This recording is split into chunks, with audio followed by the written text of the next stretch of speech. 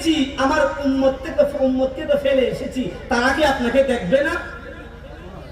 আল্লাহ বলে, হাবিব, আপনার উম্মতের জন্য মেরাজ বানিয়ে দিয়েছি ডেইলি 5 ওয়াক্ত নামাজ। জোরে বলুন না সুবহানাল্লাহ। ফজর পড়লে ফজরে আল্লাহর সাথে মেরাজ হয়। কথা কার? আল্লাহ। মুরব্বি কথা বলেন, কথা কার? আল্লাহ। জোহরে পড়লে মেরাজ হয় কার সাথে? আসর পড়লে মেরাজ হয় আল্লাহর সাথে। এবার আপনি বলেন, আপনি কি আল্লাহর সাথে মেরাজ করবেন না বাদ দিয়ে দিবেন? আমার নবী বলে, আমি আল্লাহর কাছে মেরাজে গিয়েছি একবার, আমার উম্মতেরা আল্লাহর সাথে মেরাজ করবে ডেইলি 5 বার। जाते अल्लाह पाक है सल्ले अला मुहम्मद, जाते अल्लाह पाक है सल्ले अला मुहम्मद। बशर में आई है मगर नूर नाला नूर नबी, नूर नाला नूर नबी, नूर नाला नूर। सला दुनिया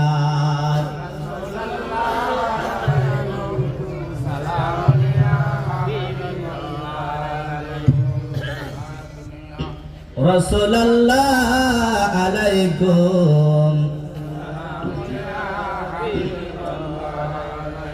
আল্লাহ বলে, আমার নবীর ভিতরে রয়েছে তোমাদের আদর্শ চরিত্র, কিভাবে চলবা, কিভাবে খাইবা, কিভাবে ঘুমাইবা, কিভাবে নামাজ পড়বা, সবকিছু আমার নবীর দিকে তাকালে আপনি পাই যাবেন।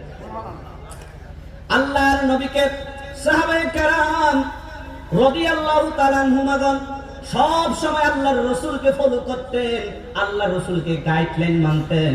আল্লাহর নবী যাওয়ার পরে দ্বিতীয় নম্বর খলিফাতুর রাসূল আমিরুল মুমিনিন হযরত ওমর ইবনে খাত্তাব যখন খলিফার দায়িত্ব পেলেন, উনি সব সময় রাত্রি বেলায় ওই মদিনার অলিতে গলিতে টহল দিতেন।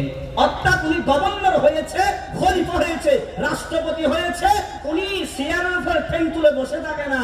রাত্রি বেলায় যখন মানুষ ঘুমায়, তখন ওমর আমিরুল মুমিনিন ওমর ইবনে খাত্তাব রাত্রে মানুষের বাড়ির সামনে দিয়ে গিয়ে শুধু টহল দিতেন। ওনার প্রজাদের খবর, ওনার দেশের জনগণের খবরের অবস্থা জানতেন এবং তাদেরকে সহযোগিতা করতেন। জোরে বলুন না সুবহানাল্লাহ। হযরত আমিরুল মুমিনিন ওমর ইবনে খাত্তাব একদিন রাত্রি বেলায় টহল দিচ্ছিলেন, সাথে আছে হযরত আসলাম রাদিয়াল্লাহু তাআলা আনহু। ওনারা খেয়াল করে দেখলেন অনেক দূরে একটা আগুন জ্বলতেছে, আগুনের মতো দেখা যাচ্ছে। হযরত আমিরুল মুমিনিন হযরত ওমর ইবনে খাত্তাব বলে, আসলাম, ওই দেখা যায় আগুন, মনে হয় কোন মুসাফির আসতে পারতেছে না, ও জায়গার মধ্যে তাবু গেড়েছে, চলো গিয়ে আমরা একটু হেল্প করি, তাদেরকে সহযোগিতা করি। হযরত ওমর ইবনে খাত্তাব আসলাম রাদিয়াল্লাহু তাআলা আনহুকে নিয়ে ওই আগুন যেদিকে দেখা যায় ওদিকে রওনা দিলেন। গিয়ে দেখতেছে একটা তাবু গাড়ানো, একটা তাবুর ভিতরে আগুন জ্বলতেছে, আরেকজন মহিলা চুলার মধ্যে যেন কি রান্না করতেছে। হযরত আমিরুল মুমিনিন বললে, বুড়িমা, আপনারা খেয়ে কোথা থেকে এসেছেন? তখন বুড়িমা বলল, ও আগন্তুক, ও আল্লাহর বান্দা, আমরা অনেক দূর থেকে এসেছি, আমরা এই শহরেরই বাসিন্দা, এ দেশেরই বাসিন্দা। এক জায়গা থেকে অন্য জায়গায় যাবার সময় রাত হয়ে গেছে, এ জায়গার মধ্যে তাবু গেড়েছি, এখানে বসে আছি, বসে বসে ছেলেদের জন্য রান্না করতেছি। হযরত আমিরুল মুমিনিন বলেন, ছেলেদের জন্য কি রান্না করতেছেন দেখি। তখন ডেকচির মধ্যে দেখা যায় পানি আর পাথর, পানি আর পাথর। আমিরুল মুমিনিন বলেন, ও বুড়িমা, সন্তানরা কি এই পাথর খাবে নাকি?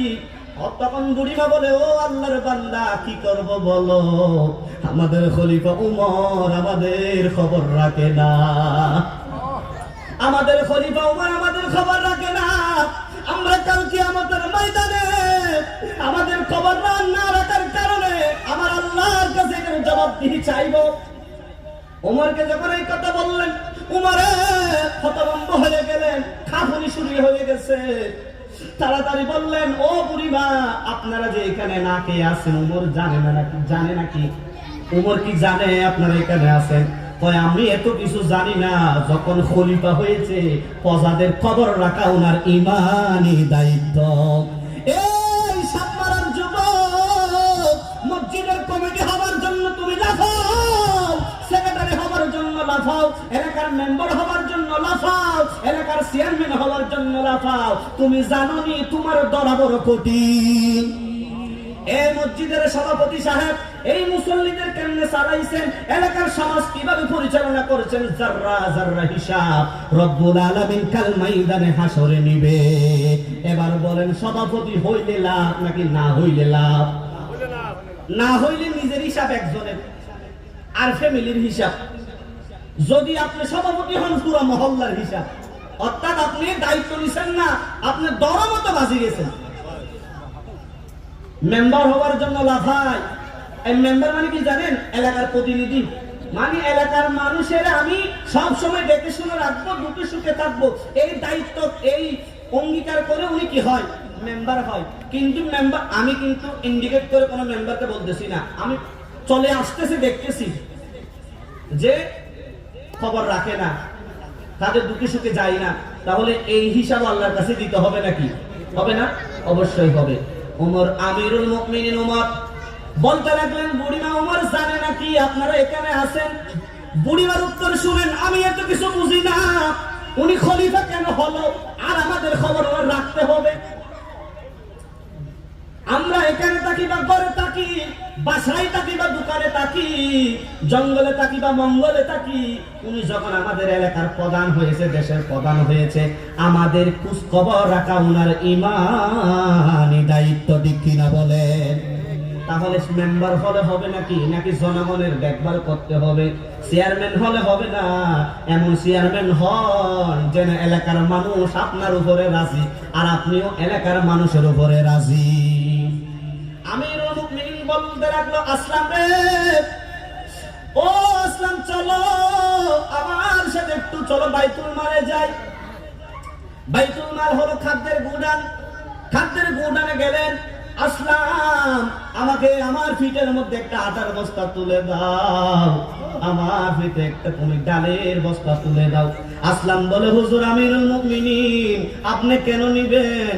আমি গোলাম আছি, এইগুলো আমার ফিটে তুলে দেন, আমি নিয়ে যাই। হযরত ওমর বলে, আসলাম কাল কিয়ামতের ময়দানে আল্লাহ জবাবদিহি তোমারে করবে না, আল্লাহ জবাবদিহি তোমার কাছে চাইবে না। আমি উমরের কাছে আমার এলাকার ব্যাপারে, আমার শহরের ব্যাপারে, দেশের ব্যাপারে প্রশ্ন করবে। আসলাম আমার পিঠে তুলে দাও, এটা আমার দোষ, আমি কবর রাখি নাই, এই জন্য এই দোষের প্রায়শ্চিত্ত আমারই করতে হবে। দাও আমাকে তুলে আমার মাথায়। আমিরুল মুমিনিন কাঁধে করে সালের আপনার আটার বস্তা, ডালের বস্তা নিয়ে বুড়িমার কাছে গিয়ে রাখলেন। নিজের চুলার মধ্যে বসে রান্না করে রুটি বানাইয়া ডাল পাকাইয়া বাচ্চাদেরকে খাওয়াইলেন। বাচ্চারা খাইলেন, বুড়িমা খাইলেন। বুড়িমা বলতে লাগলো, ও আল্লাহর বান্দা, আল্লাহ যদি তোমার যদি এই শহরের এই বিভাগের অর্থাৎ এই জায়গার যদি খলিফা বানাইতো, আমি না কত খুশি হইতাম। ও আল্লাহর বান্দা, তোমার যদি আল্লাহ উমরের দায়িত্ব দিত, উমরের যে দায়িত্ব হয়ে বসে আছে, এই দায়িত্ব যদি তোমার দিত, আমি অনেক খুশি হইতাম। মহিলা কিন্তু ওমরকে কোনোদিন দেখে নাই। ওমর রাদিয়াল্লাহু তাআলা চুপ করে রইলেন। আস্তে করে ওদেরকে খাওয়াইয়া একটু দূরে গিয়ে বসে রইলেন, তাদের দিকে মুখ করে। আসলাম বলে, হুজুর এখন তো কাজ হয়ে গেছে, চলেন আমরা চলে যাই।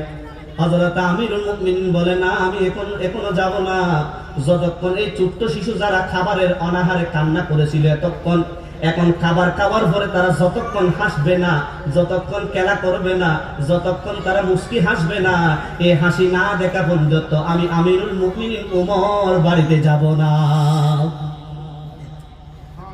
ছেলেরা এখন খেলতেছে, কারণ পেটের ক্ষুধা নিবারণ হয়ে গেছে, খেলতেছে, খেলতে খেলতে ঘুমাই গেছে। আমিরুল মুমিনিন বলে, বুড়িমা আমি চলে যাই, আর একটা কথা আপনাকে বলে যাই, আপনি এই ব্যাপারে আমিরুল মুমিনিন ওমরের কাছে যাইবেন, যখন আপনি যাবেন ও জায়গার মধ্যে আপনি আমাকে দেখতে পাইবেন। ওই জায়গার মধ্যে যখন আপনি যাবেন, আপনি আমাকে দেখতে পাবেন। এই জন্য আমার ভাইয়েরা, দেশের প্রতিনিধি হলে এমন হতে হয়, এলাকার প্রতিনিধি হলে এমন হতে হবে, আমার এলাকায় কে খাইতে পারে, কে খাইতে পারে না, কে চলতে পারে, কে চলতে পারে না, যথাসাধ্য তাকে হেল্প করা, সহযোগিতা করা।